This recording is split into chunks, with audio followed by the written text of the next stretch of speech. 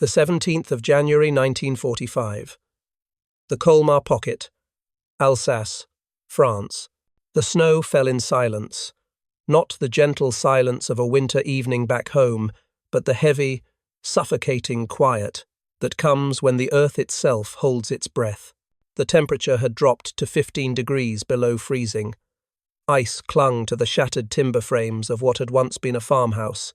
Now it was nothing more than a skeleton blackened beams jutting from frozen ground like the ribs of some ancient beast left to rot in the cold. Staff Sergeant Audie Murphy crouched behind a wall of frozen sandbags, his breath coming in shallow clouds that hung in the air for just a moment before vanishing. His hands, wrapped in wool that had worn thin weeks ago, trembled not from fear, but from the cold that had seeped into his bones. Around him, the remnants of Company B, 15th Infantry Regiment, 3rd Infantry Division, huddled in foxholes that offered little more than the illusion of protection.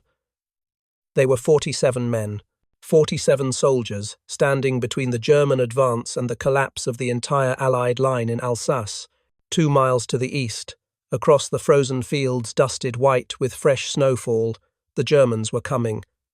6 panzer tanks, 250 Waffen-SS infantry. They moved with the confidence of men who had done this before, who had swept across Poland and France, who had pushed deep into Russia and learned the language of winter warfare. They moved like wolves closing in on wounded prey. Murphy watched them through field glasses, his jaw tight. He was 19 years old. He had lied about his age to enlist 3 years earlier, a skinny farm boy from Texas who weighed barely more than 100 pounds soaking wet. The recruiters had turned him away twice, too small, too young, too frail. But Murphy had insisted, and eventually someone had taken a chance on a kid who looked like he'd blow away in a strong wind. Now, 3 years later, he had seen things no 19-year-old should see. He had fought across Sicily, survived the beaches of Anzio, pushed through the mountains of Italy, and marched into the frozen hell of the Vosges. He had killed men. He had watched friends die. He had been wounded twice and refused evacuation both times. The boy who had lied about his age to join the army no longer existed.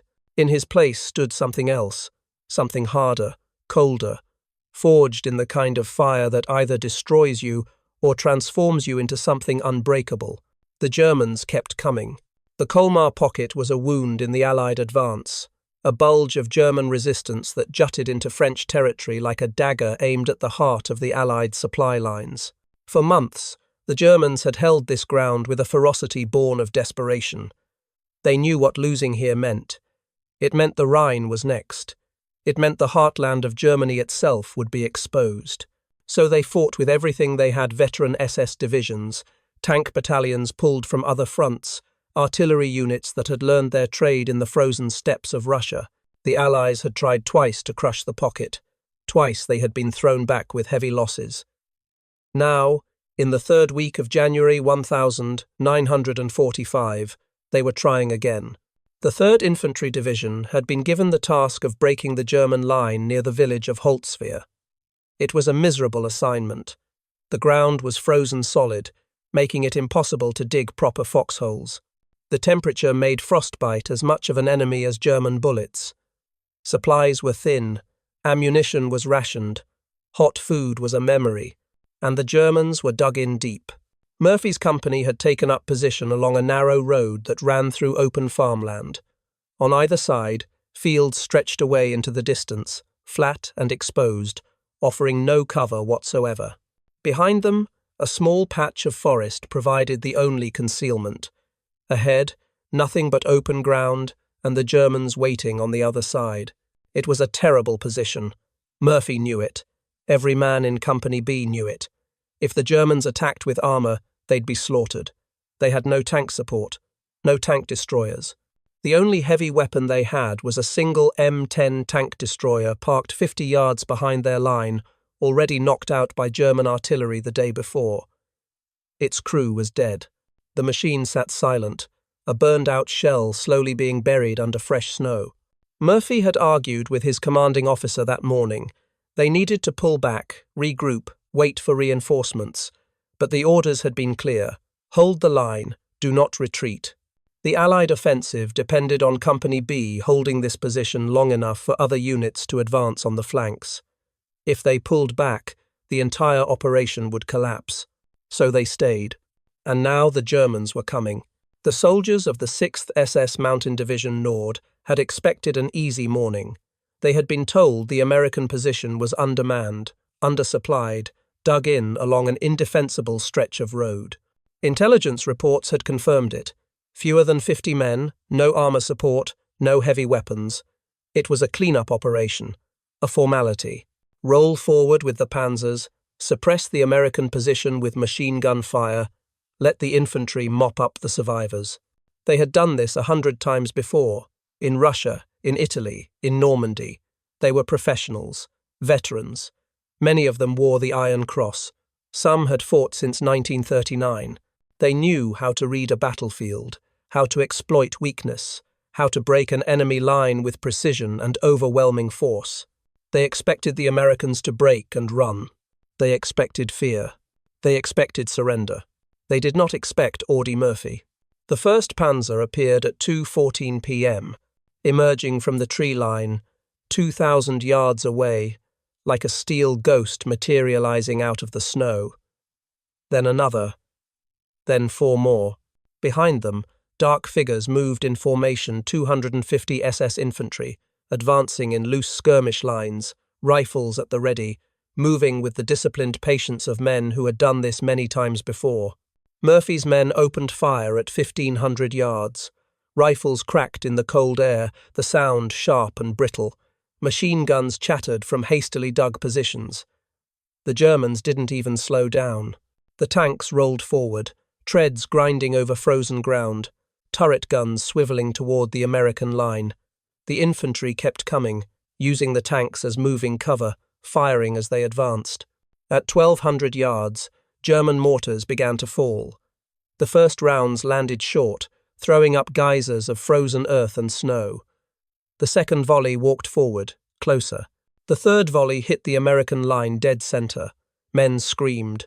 Blood sprayed across white snow, turning it pink, then red. A foxhole collapsed, burying 2 soldiers alive. Another took a direct hit, vaporizing the man inside in an instant of fire and shrapnel.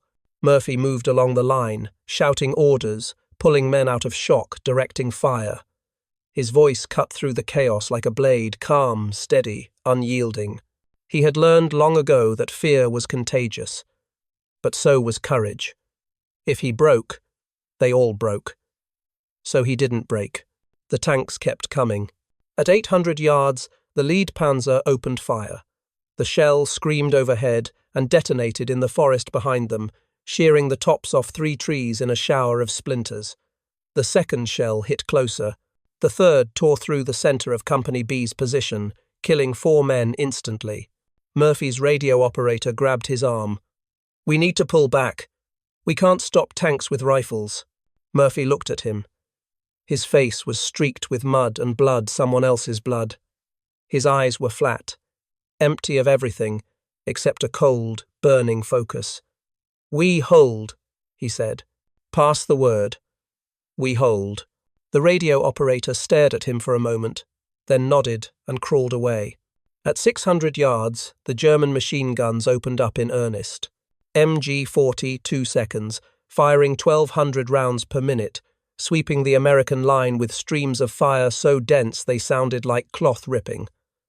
Men died before they could scream. Others were cut in half trying to run. The snow was no longer white. The ground was no longer frozen. It was mud and blood, and pieces of men who had been alive 30 seconds ago. Murphy's company was disintegrating. Half his men were dead or dying. The others were pinned down, unable to return effective fire, just trying to stay alive for 1 more minute, 1 more second.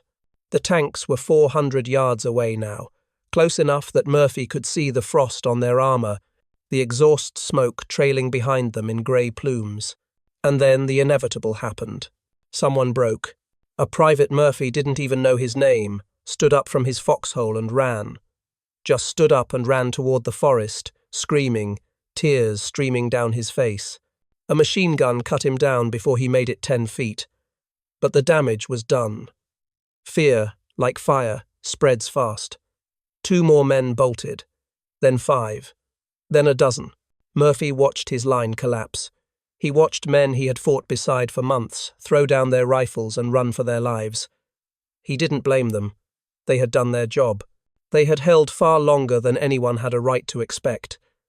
They were out of ammunition, out of options, out of time. Any sane man would have run with them. Murphy didn't run. The M10 tank destroyer sat 50 yards behind the American line, smoke still rising from its open hatches. The crew had been killed the day before when a German 88mm shell punched through the front armor and detonated inside, turning the interior into an inferno. The bodies had been pulled out that morning and buried in shallow graves scratched into the frozen ground. The machine itself had been left behind, too damaged to move, too exposed to salvage. Murphy reached it at 2:31 p.m. He climbed onto the hull, feeling the cold metal beneath his hands even through his gloves. The turret hatch was still open, blackened around the edges from the fire. Inside, the compartment smelled of burned metal and something worse. Murphy ignored it. He dropped inside, landing on the gunner's seat, and immediately began checking the weapon systems. The main gun was destroyed, barrel warped, breech mechanism fused. Useless, but mounted on the turret ring was an M2 Browning, 50 caliber machine gun. Murphy swung it toward the advancing Germans and pulled the charging handle. The bolt slid forward with a heavy metallic clack. He checked the ammunition belt. Loaded. He checked the traversing mechanism. Functional. He checked the field of fire. Clear. The Germans were 300 yards away. Murphy opened fire. The M2 Browning machine gun is not a subtle weapon. It fires a half-inch diameter bullet at a velocity of 2,900 feet per second. Each round weighs over 2 ounces and carries enough kinetic energy to punch through an engine block, shear a man in half, or tear the arm off a soldier at half a mile. At a rate of 500 rounds per minute, it sounds less like a gun and more like the wrath of God made audible. The first burst caught the lead group of SS infantry in the open. 12 men simply ceased to exist. The second burst raked across the front of a panzer, ricocheting off the armor in bright sparks but forcing the tank to slow, the commander buttoning up inside rather than risk being exposed to that murderous fire. The third burst swept left, then right, cutting down soldiers as they tried to take cover in ground that offered none. The Germans, for the first time that day, hesitated. They had expected resistance. They had expected casualties. But they had not expected this, a single American soldier, standing alone in a burning tank destroyer, firing a machine gun with surgical precision, refusing to die, refusing to run, refusing to stop. Murphy fired until the barrel glowed red. He fired until the ammunition belt ran dry. Then he reloaded, his hands moving with the mechanical efficiency of a man who had done this 1,000 times. He fired again, and again, and again. The Germans tried to flank him. He swung the gun left and shredded the flanking squad before they made it 20 yards. They tried to suppress him with mortar fire. The rounds landed close enough to throw dirt and shrapnel against the side of the tank destroyer, but Murphy didn't flinch. He kept firing. They tried to kill him with direct tank fire. A panzer swung its turret toward him and fired. The shell missed by 10 feet, detonating in the ground and throwing up a column of frozen earth. Murphy swung the 50 calories toward the tank and raked the turret with fire, forcing the commander back inside, blinding the crew. For 1 hour, Audie Murphy held that position alone. 1 hour. 1 man. 1 gun. The SS soldiers had been told they were the elite. They had been told they were invincible. They had been told that the Americans were soft, undisciplined, more interested in chocolate bars and jazz music than fighting.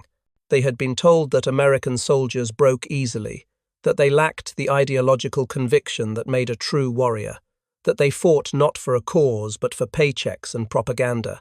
They had been told a lot of things. None of it was true. As they advanced across that frozen field, as they watched their comrades cut down by a single soldier who refused to die, something inside them broke. Not their discipline, They were too well trained for that. Not their courage they had proven that 100 times over, but something deeper. Some fundamental assumption about the nature of the war, about the nature of their enemy. They had thought the Americans were weak. They were wrong. At 3:14 p.m., a German artillery shell landed directly on the M10 tank destroyer.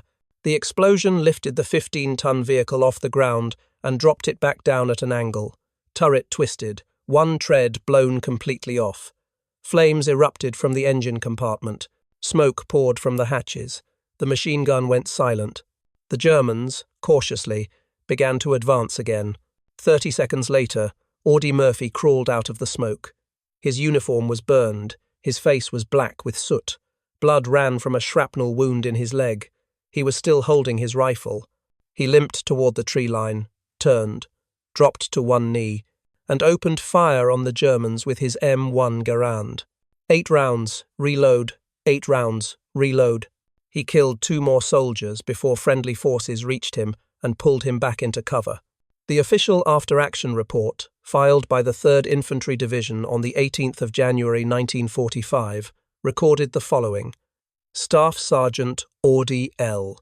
Murphy single-handedly held off an entire company of German infantry and 6 tanks for over 1 hour, killing or wounding approximately 50 enemy soldiers and forcing the enemy to withdraw.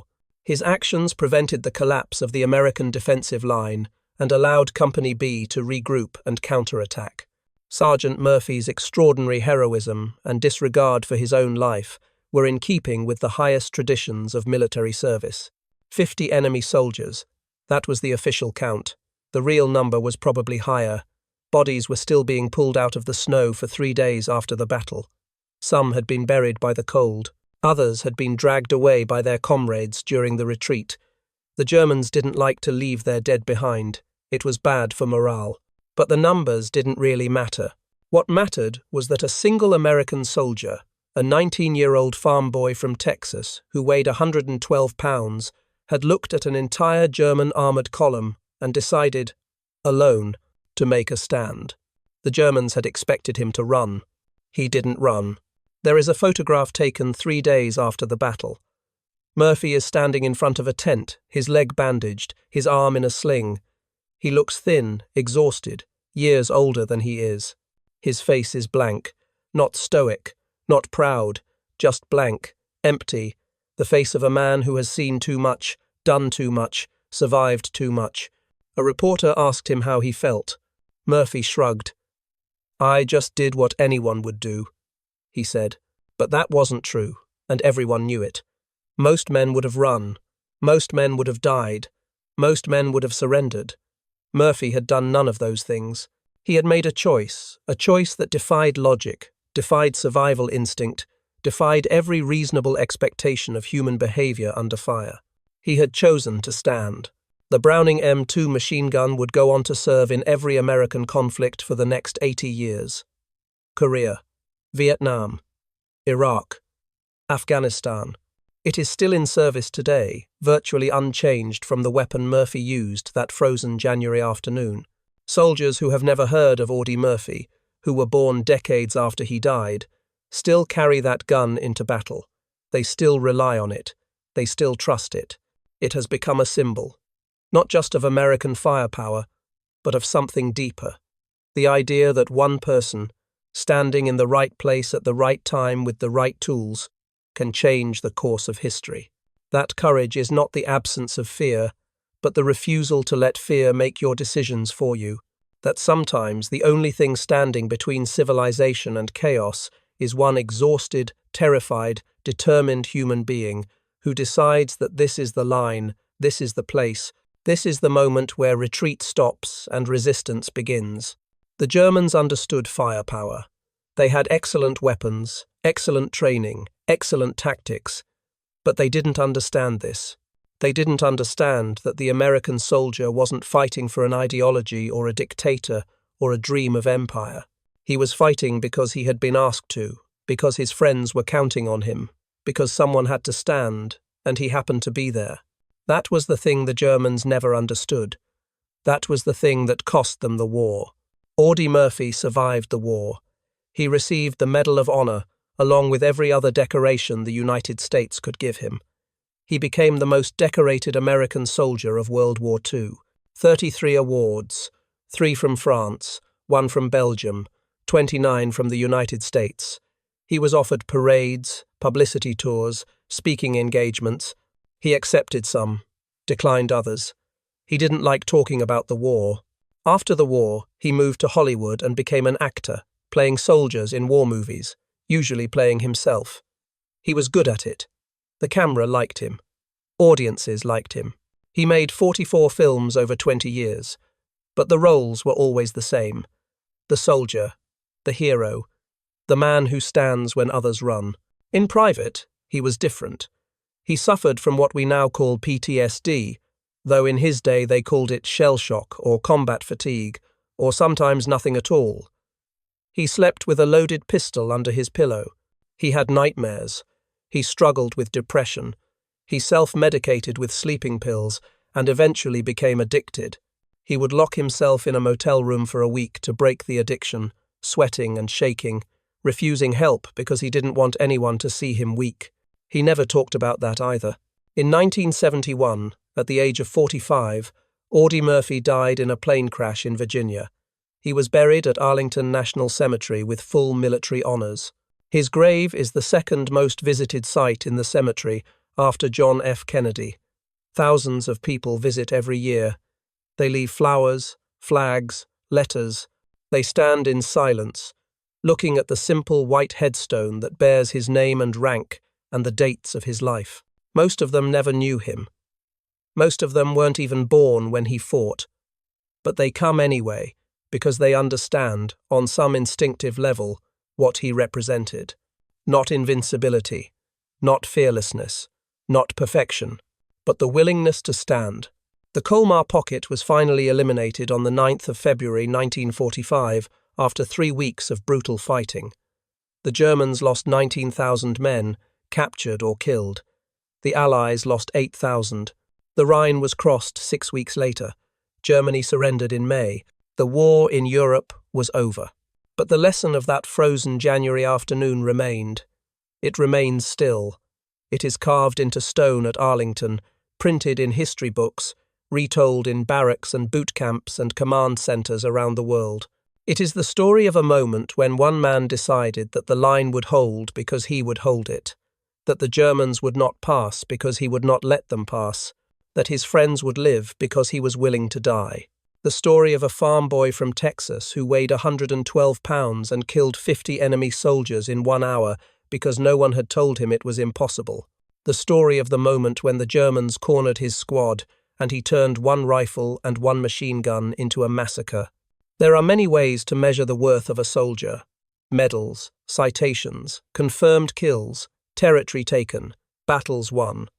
But perhaps the truest measure is simpler. Did he stand when others could not? Did he hold when the line was breaking?